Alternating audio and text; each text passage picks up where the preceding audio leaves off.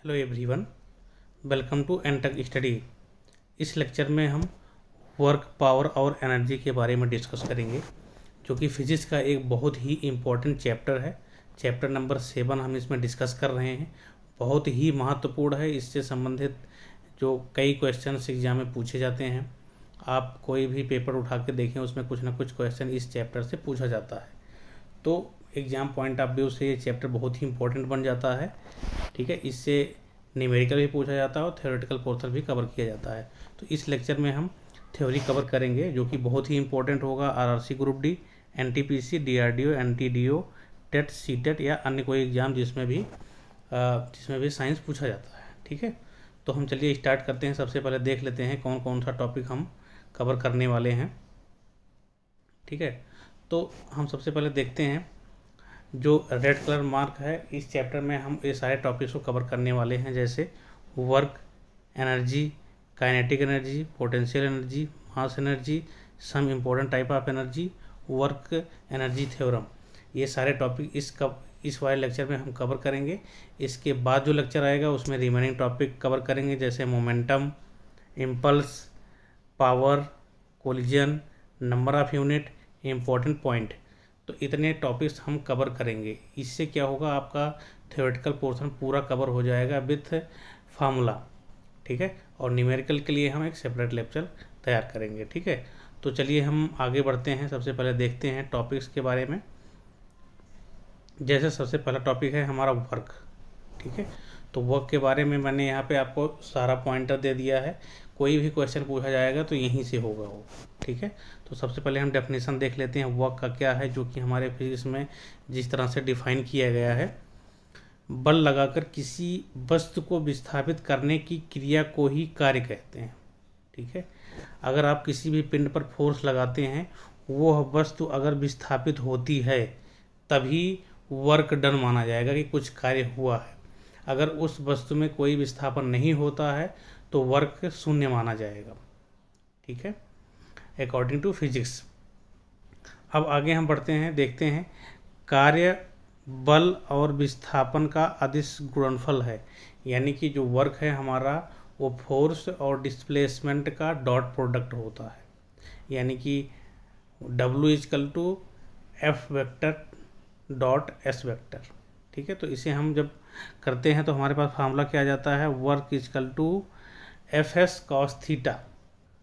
Formula जो हमारे पास निकल के आता है कार्य का, वर्क W=FS cos थीटा, जहाँ पे F बल है, S जो है वो डिस्प्लेसमेंट यानी कि विस्थापन है, और जो थीटा है वो बल और विस्थापन के बीच का कोण है। यानी कि हम जो जिधर फोर्स लगाते हैं, हमारी जो वस्तु विस्थापित होती है उसमें हम फोर्स लगाते हैं और वस्तु हमारी विस्थापित होती है। ठीक है, तो जिस एंगल में हमने फोर्स लगाया रेस्पेक्ट टू डिस्प्लेसमेंट, वही एंगल हमारा क्या है, थीटा है। जैसे फिगर में आप अच्छे से देख लीजिए, हमने फोर्स लगाया इस डायरेक्शन में, हमारी वस्तु जो है इस डायरेक्शन में मूव हो रही है, तो इन दोनों के बीच के कोण को हम क्या कहेंगे, थीटा है। ठीक है, अगर कोई वस्तु जिस दिशा में हम बल लगाए हैं उसी दिशा में मूव करती है तो वर्क=F×S होगा, क्योंकि उनके बीच का एंगल 0 होगा और cos 0=1 होता है। इसलिए फार्मूला W=FS हो जाएगा। आगे हम कुछ पॉइंट देखते हैं वर्क के बारे में। जैसे कुछ पॉइंट है, कार्य=बल×विस्थापन। ये सिंपल फार्मूला है, इसको आपको कब यूज करना है, जब फोर्स लगा हो, जो फोर्स वस्तु पर कार्य कर रहा हो जिस डायरेक्शन में, उसी डायरेक्शन में वस्तु का विस्थापन भी हो, उस कंडीशन में कार्य=बल×विस्थापन से हम न्यूमेरिकल को सॉल्व कर सकते हैं। ठीक है, लेकिन अगर एंगल है उसमें, फोर्स दूसरी डायरेक्शन में है और वस्तु किसी और डायरेक्शन में मूव कर रही है, तो उन दोनों के बीच का जो एंगल होगा उसको हम कंसीडर करेंगे। ठीक है, इसी हिसाब से हम आगे देखते हैं कार्य का SI मात्रक क्या होता है। कार्य का SI मात्रक तो बल का होता है किलोग्राम मीटर पर सेकंड स्क्वायर, और विस्थापन का मीटर होता है, तो आ जाएगा किलोग्राम मीटर स्क्वायर पर सेकंड स्क्वायर, जिसे हम एक न्यूटन मीटर भी कहते हैं। चूँकि बल का जो हमारी बल की इकाई होती है वो न्यूटन होती है, विस्थापन की मीटर, तो इसे हम न्यूटन मीटर कह देते हैं। ठीक है, तो 1 जूल बराबर क्या होता है, 1 न्यूटन मीटर होता है। यानी कि किलोग्राम मीटर पर सेकंड स्क्वायर भी 1 जूल के बराबर होगा, जो कि न्यूटन मीटर है। ठीक, इसी प्रकार से अगर हम कार्य का CGS मात्रक देखें तो सब कुछ ग्राम सेंटीमीटर सेकंड में आ जाएगा। तो जैसे ग्राम सेंटीमीटर स्क्वायर पर सेकंड स्क्वायर हो जाएगा, ये बराबर होता है डाइन सेंटीमीटर के। ठीक है, और हम आगे बढ़ते हैं तो देखते हैं एक अर्ग इजकल टू क्या होता है, CGS मात्रक जो होता है कार्य का वो एक अर्ग के बराबर होता है, यानी कि ग्राम सेंटीमीटर स्क्वायर पर सेकंड स्क्वायर, जिसे हम डाइन सेंटीमीटर कहते हैं। ठीक है, इसी सीरीज में हम आगे बढ़ते हुए कुछ पॉइंट इसके देखते हैं। जैसे 1 जूल इजकल टू 10⁻7 अर्ग। ये सब क्वेश्चन, सारे क्वेश्चन पूछे जाते हैं एग्जाम में, अच्छे से इसको पॉइंट बना के नोट करिए और स्टडी करिए। 1 जूल इजकल टू 10⁻7 अर्ग होता है। ये कैसा आता है, थोड़ा सा हम इसका एक्सप्लेनेशन के बारे में देख लेते हैं। जैसे 1 न्यूटन इजकल टू 10⁵ डाइन होती है, जो कि आपको प्रीवियस लेक्चर में बताया जा चुका है। तो 10⁵ डाइन होता है, तो 1 न्यूटन मीटर को अगर हम डाइन में चेंज करें तो 1 न्यूटन मीटर बराबर न्यूटन के स्थान पे हम 10⁵ डाइन रख देंगे, मीटर के स्थान पर 10⁻2 सेंटीमीटर हो जाएगा, यानी कि 1 मीटर में 100 सेंटीमीटर होता है। तो यहाँ से आगे बढ़ेंगे तो हम 1 न्यूटन इजकल टू इनको मल्टीप्लाई करेंगे 10⁻7 डाइन सेंटीमीटर आएगा। और यहाँ से हमने देखा है डाइन सेंटीमीटर जो है 1 अर्ग के बराबर होता है। ठीक है, तो 1 जूल बराबर हो जाएगा 10⁻7 अर्ग। ये इम्पोर्टेंट फैक्ट है, इसको आप अच्छे से याद रखिए, एग्जाम्स में बहुत पूछा जाता है। इसी प्रकार से हम देखते हैं कार्य एक अदिश राशि है, ध्यान से याद रखना, क्योंकि बहुत लोग कन्फ्यूज हो जाती हैं। हमारी जो बल है ये भी सदिश राशि है, विस्थापन भी सदिश राशि है, लेकिन जो कार्य है वो अदिश राशि है, क्योंकि इसमें दिशा की ज़रूरत नहीं होती है। ठीक है, आगे बढ़ते हैं हम। अब एक पॉइंट, बहुत ही इंपॉर्टेंट पॉइंट है जो कार्य का है, एक पॉइंट है जिसे हम कहते हैं कार्य ऋणात्मक, शून्य और धनात्मक होता है। तो कैसे होता है, कार्य ऋणात्मक भी होता है, धनात्मक भी होता है और शून्य भी होता है। तो इसको हम एक एग्जाम्पल के माध्यम से समझ लेते हैं। ये आपको याद रखना है, कार्य 0 भी हो सकता है, ऋणात्मक भी हो सकता है और धनात्मक भी हो सकता है। तो एग्जाम्पल के थ्रू हम इसे समझ सकते हैं। जैसे हमारे पास एक फिगर है, ध्यान से देखिए, इस फिगर को हम थोड़ा सा जूम कर देते हैं। देखिए ये फिगर है, इसमें एक फिगर है जिसमें एक 10 किलोग्राम का कोई बॉडी है, जिस पे 10 न्यूटन का बल लगाया गया है, और ये वस्तु इस तरह से इस दिशा में डिस्प्लेसमेंट इसका हो गया है, यानी कि 10 kg यहाँ पे है, ये डिस्प्लेसमेंट होके यहाँ पहुँच गया। तो टोटल जो विस्थापन हुआ वो 2 मीटर का हुआ है। ठीक है, एक एग्जाम्पल के थ्रू हम समझने का प्रयास करते हैं। और इस पे जो है 10 न्यूटन का बल लगाया गया है, जो इस वस्तु को 10 किलोग्राम वाले वस्तु को 2 मीटर विस्थापित कर दिया है। अब हम देखें फ्रिक्शन फोर्स जो कार्य कर रहा है वो गति की विपरीत दिशा में कार्य करता है। इसके पहले वाले लेक्चर में मैंने आपको डिफाइन किया है। तो 2 न्यूटन का जो है फ्रिक्शन फोर्स इसमें कार्य कर रहा है। और जो पिंड का द्रव्यमान है, जो पिंड का द्रव्यमान यानी कि जो भार है वो नीचे की तरफ कार्य करेगा, W=mg। ये फिगर हो गया। अब हम देखते हैं इसमें घर्षण, इसमें देखते हैं जो घर्षण है, घर्षण द्वारा किया गया कार्य कितना होगा। फ्रिक्शन के द्वारा किया गया वर्क डन बाई फ्रिक्शन, इसके द्वारा क्या कार्य किया जाएगा, फार्मूला सेम रहेगा, W=Fs cos थीटा, जहाँ पे हम F फोर्स जो है हमारा, चूँकि फ्रिक्शन कार्य ले रहे हैं तो 2 न्यूटन लेंगे, और डिस्प्लेसमेंट 2 मीटर हुआ है इसलिए 2 मीटर ले लेंगे, 2 × 2 × cos 180। यानी कि अगर आप देखेंगे हमारा जो फोर्स लगा है, फ्रिक्शन फोर्स इस डायरेक्शन में है और वस्तु मूव कर रही है इस डायरेक्शन में, तो इन दोनों के बीच का एंगल अगर हम देखें तो 180 है। ठीक है, इसलिए 180 अंश ले लिए। 180 अंश की वैल्यू -1 होती है, तो 4 × -1 W=-4, यानी कि ऋणात्मक कार्य हुआ। इस कंडीशन में ऋणात्मक कार्य हुआ, यानी कि घर्षण बल से किसी भी वस्तु पे लगने वाला जो घर्षण बल है वो ऋणात्मक कार्य को रिप्रेजेंट करेगा। यहाँ से आपको ऋणात्मक कार्य के बारे में पता चला। अब हम जो थीटा एंगल होता है बल और विस्थापन के बीच का कोण होता है, आपको ऑलरेडी मैंने बता दिया। अब आप देखिए आगे जो दूसरा पॉइंट है हमारा भार द्वारा किया गया कार्य। ठीक है, यानी कि जो हमारा वेट इसमें लगा हुआ W=mg, इसके द्वारा कितना कार्य किया गया उसको देख लेते हैं हम। ठीक है, अब देखिए आगे बढ़िए। आगे बढ़ने पे हम देखते हैं कि W=, इसमें भी फार्मूला सेम ही लगेगा, W=Fs cos थीटा, एफ क्या है, एफ हमारा नीचे की तरफ वेट जो लग रहा है वही हमारा बल है, W=mg, यही फोर्स के रूप में कार्य करेगा, तो एफ के स्थान पे mg रख दिया। और यह डिस्प्लेसमेंट हमारा क्या है, 2 मीटर है तो 2 मीटर रख दिया। और कास 90 अंश हुआ। 90 अंश कैसे होगा मैं आपको दिखाता हूँ। देखिए हमारा जो फोर्स है नीचे की तरफ कार्य कर रहा है और वस्तु का जो डिस्प्लेसमेंट है इस डायरेक्शन में है, तो इन दोनों के बीच का एंगल आप देखें तो 90 डिग्री बन रहा है।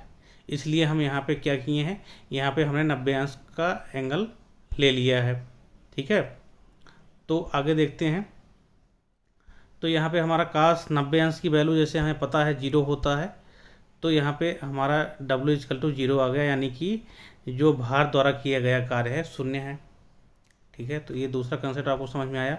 अब तीसरा कंसेप्ट अगर आप देखना चाहेंगे तो यहाँ पे तीसरा कंसेप्ट है बल 10 न्यूटन द्वारा किया गया कार्य।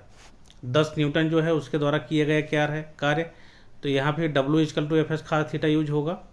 और बल जो है 10 न्यूटन का लगा है, डिस्प्लेसमेंट 2 मीटर हुआ है, और चूंकि बल और डिस्प्लेसमेंट की दिशा एक ही है इसलिए दोनों के बीच का एंगल 0 है, इसलिए 10 × t × cos 0 अंश, तो cos 0 अंश की वैल्यू 1 होती है, इसलिए 10 × 2 यानी कि 20 जूल।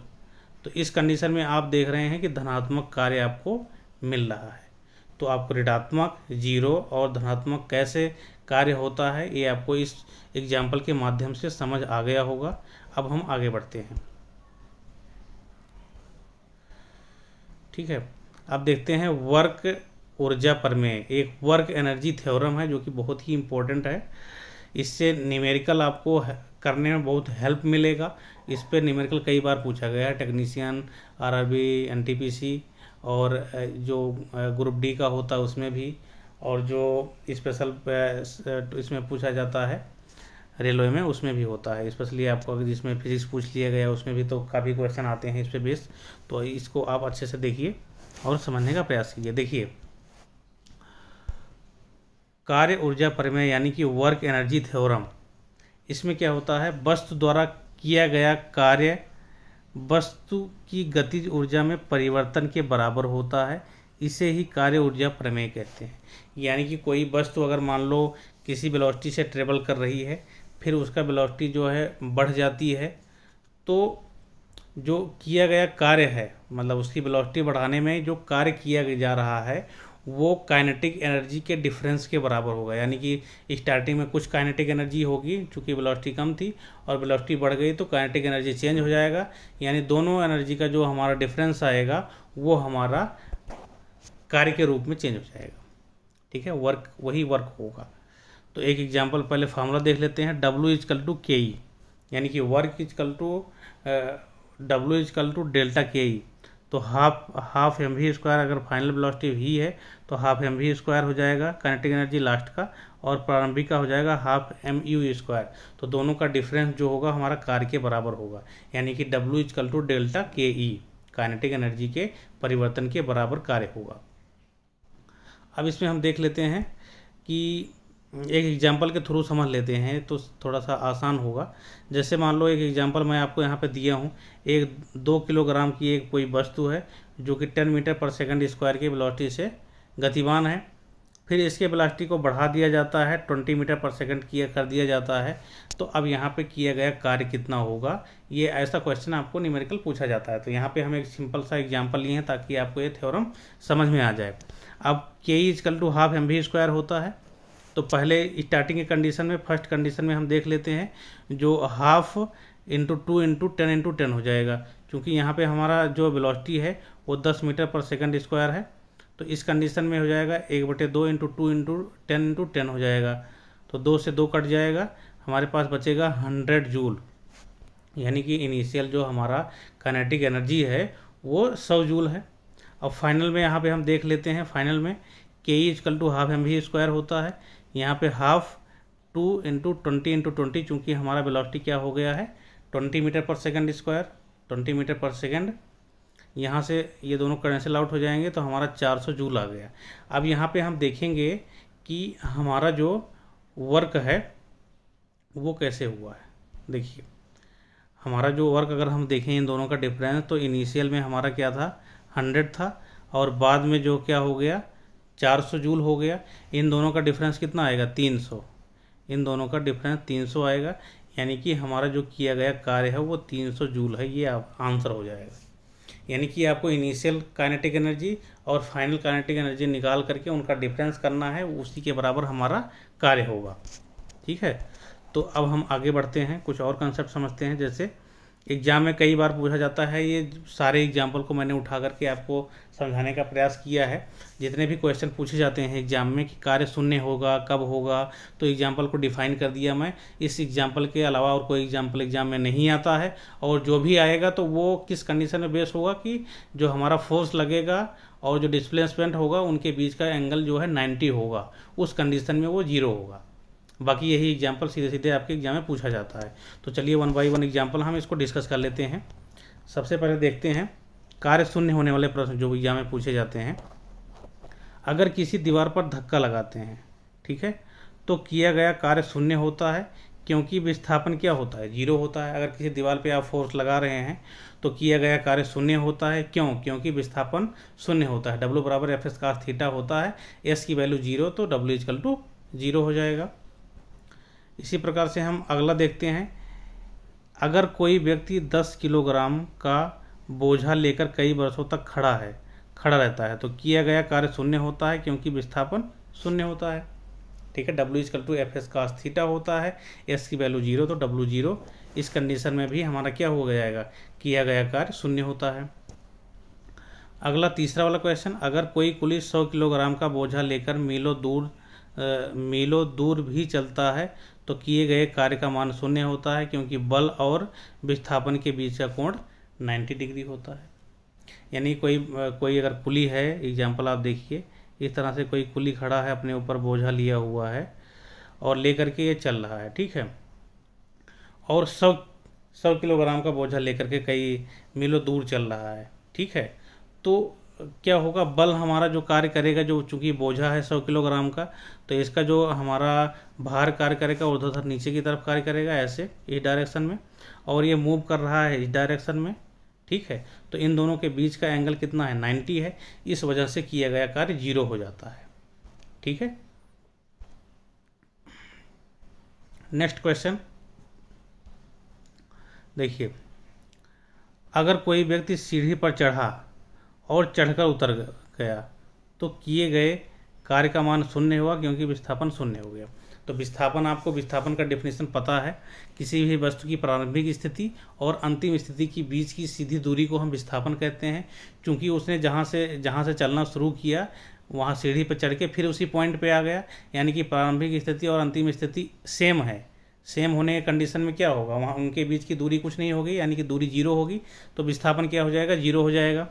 और विस्थापन 0 होने के कंडीशन में क्या किया गया कार्य 0 हो जाएगा, क्योंकि W आपको पता है फार्मूला होता है W F × S और cos थीटा, ये फार्मूला होता है। तो इस कंडीशन में क्या होगा? ये पॉइंट A 0 हो गया तो सारी चीज़ 0 हो जाएगा, W का मान 0 हो जाएगा, ठीक है। अब इसी प्रकार से लास्ट एग्जाम्पल देखते हैं। किया गया कार्य धनात्मक, ऋणात्मक, शून्य हो सकता है, जिसको मैंने आपको अच्छी तरीके से विथ एग्जाम्पल ऊपर डिस्क्राइब कर दिया है। अब हम आगे बढ़ते हैं, कुछ और कंसेप्ट देखते हैं, जैसे ऊर्जा के बारे में। कार्य से संबंधित इतने क्वेश्चन पूछे जाते हैं और न्यूमेरिकल आता है, वो हम सेपरेट लेक्चर में डिस्कशन करेंगे, ठीक है, थ्योरी पोर्शन कंप्लीट होने के बाद। और ऑब्जेक्टिव क्वेश्चन का एक अलग लेक्चर होगा और न्यूमेरिकल का अलग होगा, थ्योरी का अलग होगा। इस प्रकार से हमारे पास 3 लेक्चर होंगे। टोटल फिजिक्स हम ख़त्म करेंगे, 10 से 15 दिन में पूरे फिजिक्स को हम ख़त्म करने वाले हैं, जिसमें थ्योरी पोर्शन पूरा कंप्लीट करेंगे विथ फार्मूला। इसके बाद ऑब्जेक्टिव क्वेश्चन कवर करेंगे, इसके बाद हम न्यूमेरिकल करेंगे, ठीक है। तो 3 पार्ट में हम फिजिक्स को कंप्लीट करेंगे, ठीक है। तो आगे बढ़ते हैं, हम सबसे पहले देखते हैं अब एनर्जी के बारे में, ऊर्जा के बारे में, ठीक है। ऊर्जा का डिफिनीशन देखते हैं। तो कार्य करने की क्षमता को ऊर्जा कहते हैं, ठीक है। सिंपली फिजिक्स के अकॉर्डिंग जो हमारा डिफिनीशन है, कार्य करने की जो हमारी क्षमता होती है उसी को ऊर्जा कहते हैं। ऊर्जा का एसआई मात्रक जूल होता है, जो कार्य का होता है। ऊर्जा का सीजीएस मात्रक अर्ग होगा। ऊर्जा एक अदिश राशि है, जैसे कि हमारा कार्य, ठीक है। यांत्रिक ऊर्जा यानी कि मैकेनिकल एनर्जी, यांत्रिक ऊर्जा यानी कि मैकेनिकल एनर्जी 2 प्रकार का होता है। एक होता है गतिज ऊर्जा काइनेटिक एनर्जी, एक होता है स्थितिज ऊर्जा, जो कि जिसे हम पोटेंशियल एनर्जी कहते हैं। तो आगे चलिए हम देखते हैं काइनेटिक एनर्जी के बारे में। काइनेटिक एनर्जी, ठीक है, किसी वस्तु के गति के कारण जो कार्य करने की क्षमता होती है उसे गतिज ऊर्जा कहते हैं। क्योंकि कार्य करने की क्षमता को ही हम ऊर्जा कहते हैं। अब हम गतिज ऊर्जा की बात करेंगे तो जैसे इसके नाम में ही छिपा है कि किसी वस्तु के गति के कारण जो उसमें ऊर्जा होती है, गति के कारण जो ऊर्जा होती है, कार्य करने की क्षमता होती है, उसे ही हम गतिज ऊर्जा कह देते हैं। ठीक है, अगर यम द्रव्यमान की कोई वस्तु है, v वेग से गतिमान है, तो काइनेटिक एनर्जी K = ½ mv² होता है। ठीक है, ये इतना आपको याद रखना है। अब इसी प्रकार से हम कुछ एग्जाम्पल से देख लेते हैं, कुछ एग्जाम्पल देखते हैं काइनेटिक एनर्जी का। जैसे कोई एक बॉल है जो मूविंग बॉल, कोई बॉल है जो क्रिकेट का बॉल हो गया या कोई और बॉल, अगर वो गति अवस्था में है तो उसमें काइनेटिक एनर्जी होगा। ठीक है, और एक कोई पेंडुलम, मूविंग पेंडुलम है तो उसमें भी काइनेटिक एनर्जी होगा। एक फ्लाइंग बर्ड है उसमें भी काइनेटिक एनर्जी होगा। और कोई बच्चा फुटबॉल खेल रहा है तो फुटबॉल में जो वेलोसिटी होगा उसके कारण उसमें काइनेटिक एनर्जी होगी। ठीक है, एक हैमर को अगर चलाया जा रहा है तो उसमें काइनेटिक एनर्जी होगी, क्योंकि हैमर नॉर्मली रखे रहोगे तो उसमें कोई एनर्जी नहीं है, लेकिन जब उसे मूव कराओगे, एक कील पे मारोगे तो इसमें एनर्जी कार्ड कील अंदर की तरफ घुस जाएगी। ठीक है, कोई एक बॉल को आप ऊपर रख दिए और रोलिंग होकर नीचे आ रहा तो उसमें भी क्या है, गतिज ऊर्जा है। तो ये सब एग्जाम्पल्स हैं। एग्जाम्पल को आप समझने का सिंपल तरीका है, कोई वस्तु अगर गतिमान अवस्था में है तो उसमें गतिज ऊर्जा निहित होगी। ठीक है, अब हम डिस्कस करते हैं स्थितिज ऊर्जा के बारे में। किसी वस्तु की स्थिति के कारण जो कार्य करने की क्षमता होती है उसे हम स्थितिज ऊर्जा कहते हैं। ठीक है, स्थिति कार्ड यानी कि उसका कंडीशन कैसा है, उसके कार्ड यानी कि वो किस पोजीशन में रखा हुआ है, उसके कार्ड जो उसमें ऊर्जा होती है उसे हम स्थितिज ऊर्जा कहते हैं। मान लो m द्रव्यमान की वस्तु है, पृथ्वी की सतह से h ऊंचाई पर स्थित है।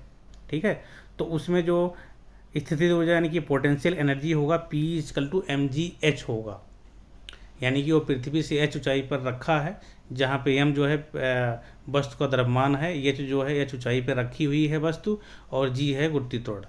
तो mgh जो है वो होगी स्थितिज ऊर्जा के बराबर।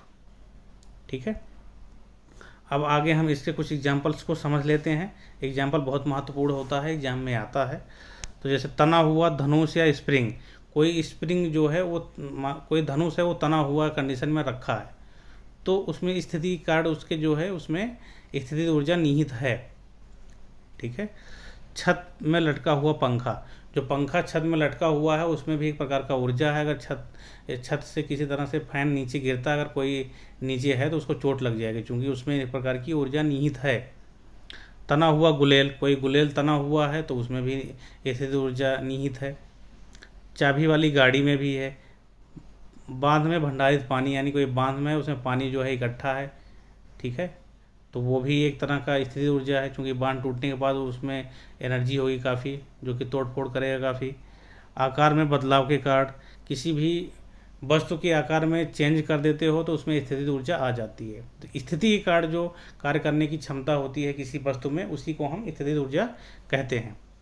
ठीक है, तो अब हम देख लेते हैं स्प्रिंग में स्थितिज ऊर्जा कैसी होती है।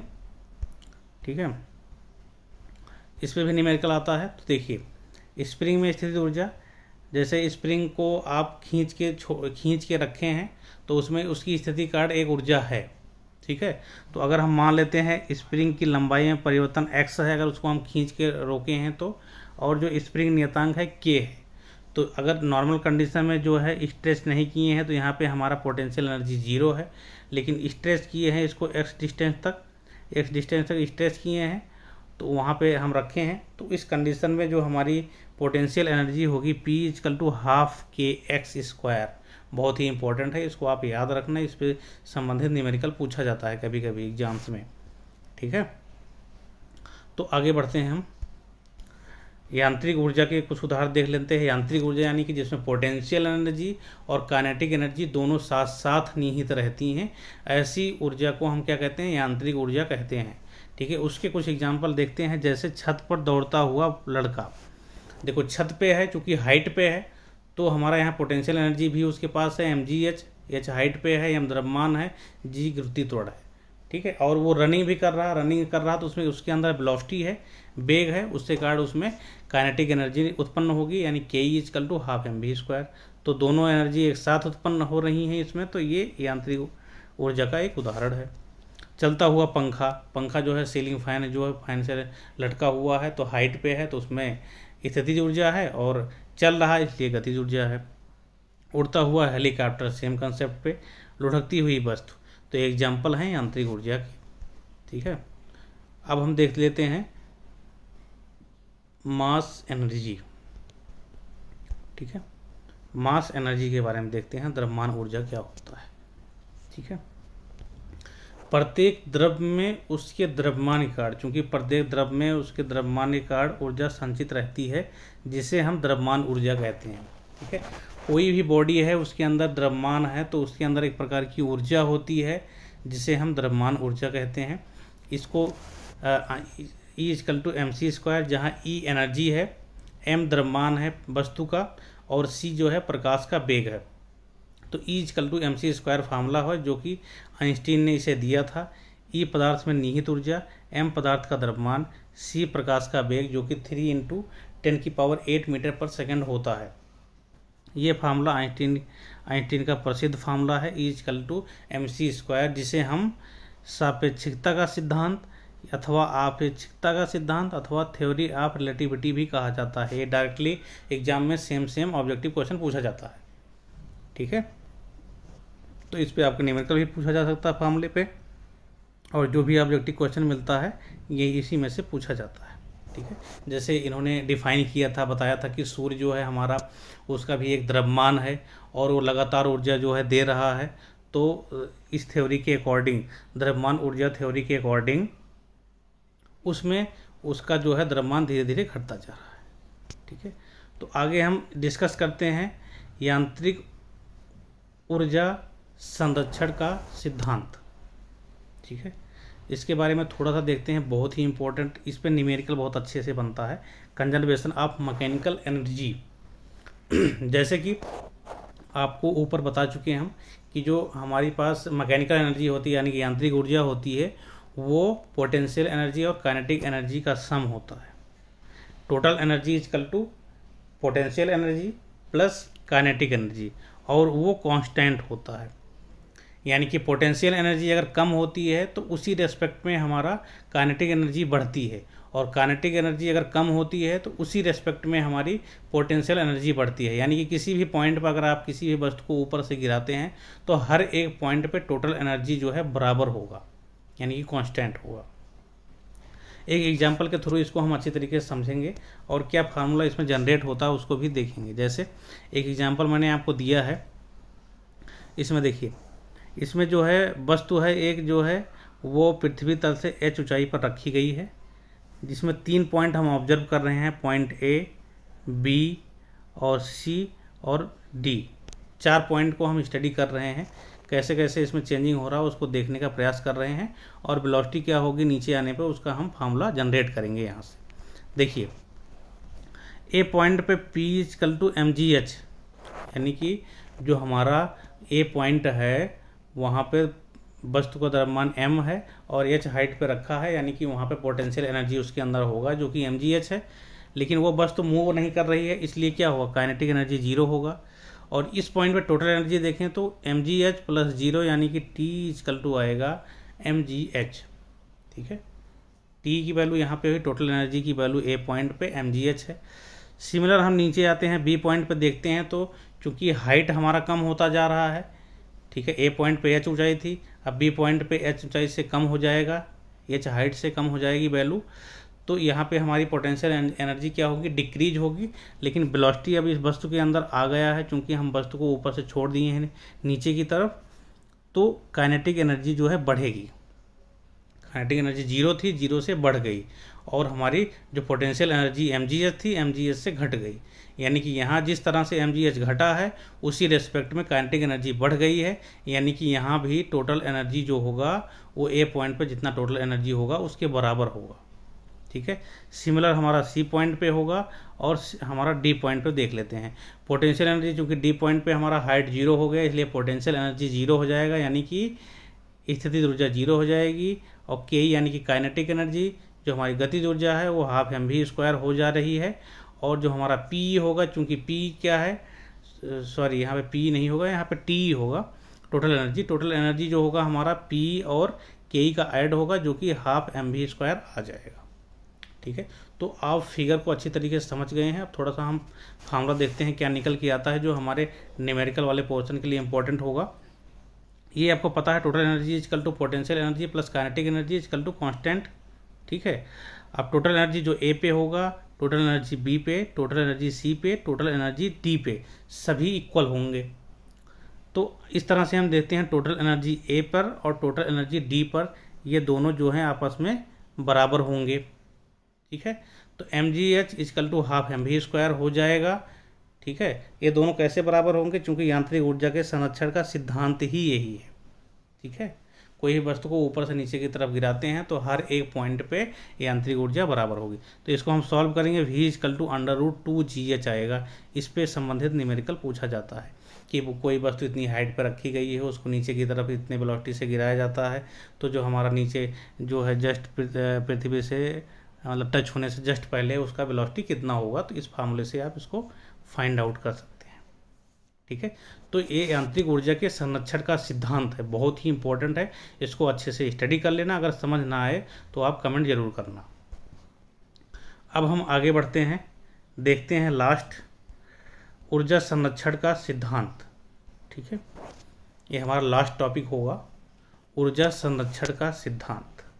ठीक है, अब देखिए, ऊर्जा ना तो उत्पन्न की जा सकती है और ना ही नष्ट की जा सकती है। ऊर्जा केवल एक रूप से दूसरे रूप में बदली जा सकती है। बहुत ही इंपॉर्टेंट फैक्ट है ये, यानी कोई भी एनर्जी जो है वो उसको नष्ट कभी नहीं किया जा सकता है, उसको एक रूप से दूसरे रूप में आप चेंज कर सकते हैं। ठीक है, अब एग्जाम्पल के थ्रू समझते हैं हम कैसे चेंज होती है एनर्जी। जैसे एक यंत्र है, दूसरा ऊर्जा परिवर्तन के स्वरूप, या कैसे चेंज होता है वो है।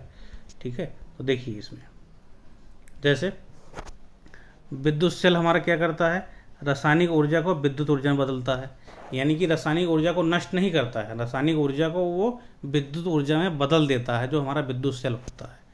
लाउड स्पीकर जो है विद्युत ऊर्जा को ध्वनि ऊर्जा में बदलता है। माइक्रोफोन ध्वनि ऊर्जा को विद्युत ऊर्जा में। आप प्रैक्टिकली एग्जाम्पल लेके समझ सकते हैं, ये सब चीज़ें डिफाइन करने की ज़रूरत नहीं है, आप समझ रहे होंगे।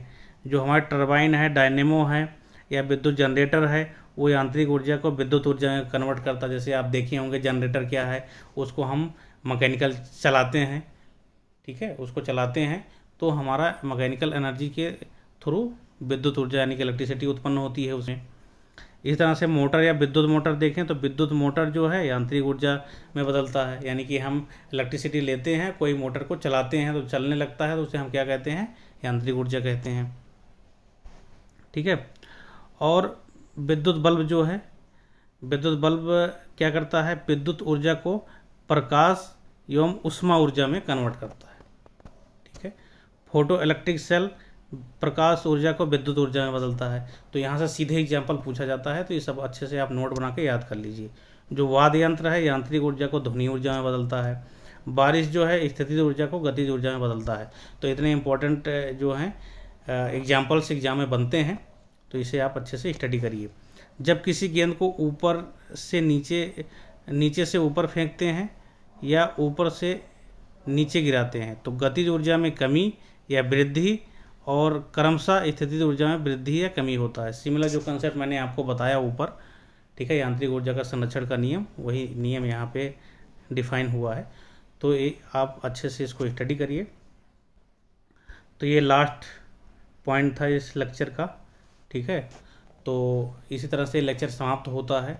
इसमें कोई भी डाउट हो तो आप नीचे कमेंट करना ना भूलना, क्योंकि ये चैप्टर बहुत ही इंपॉर्टेंट है किसी भी एग्जाम के लिए जिसमें भी ये साइंस पूछा जाता है। ठीक है, तो इस लेक्चर को हम यही समाप्त करते हैं। इसका पार्ट 2 भी आएगा, जिसमें हम पावर को देखेंगे, इम्पल्स को देखेंगे, मोमेंटम को देखेंगे, कोलिजन को देखेंगे। तो पार्ट 2 से ये लेक्चर समाप्त होगा। ठीक है, तो अच्छे से नोट्स बनाइए, पढ़ते रहिए। तब तक के लिए bye bye, take care, thanks for watching this video.